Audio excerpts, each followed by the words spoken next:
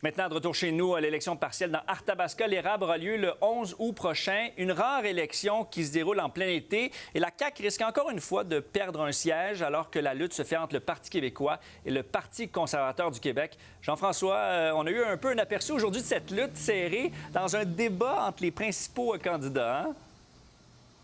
Oui, débat à la radio qui a été organisé par Arsenal Média et on a bien vu là, les échanges les plus corsés au cours de ce débat ont été entre le chef conservateur et candidat Éric Duhem et également du côté du Parti québécois Alex Boissonnault.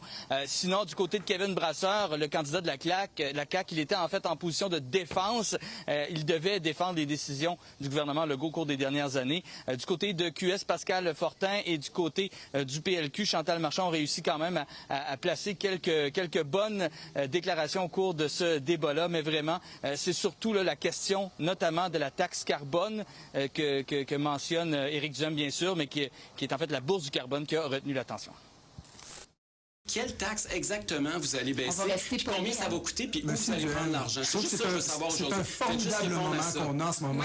D'enlever cet écran de fumée, la taxe carbone. Vous savez qu'il n'y a pas de taxe carbone au Québec. Hein? Il n'y en a pas, ça n'existe pas.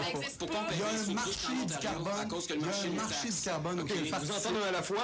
J'ai été heureux de pouvoir rectifier les choses par rapport à ça puis dire que la taxe carbone, ça n'existe pas au Québec. Il y a un marché du carbone. C'est un écran de fumée, ça. Il va y avoir un coût à sortir de ça. J'ai assez d'expérience en politique pour savoir que quand les attaques sont toutes contenues, habituellement, c'est pas nécessairement un mauvais signe. Au contraire, je pense qu'on sent ce qui se passe sur le terrain, ils sentent l'engouement.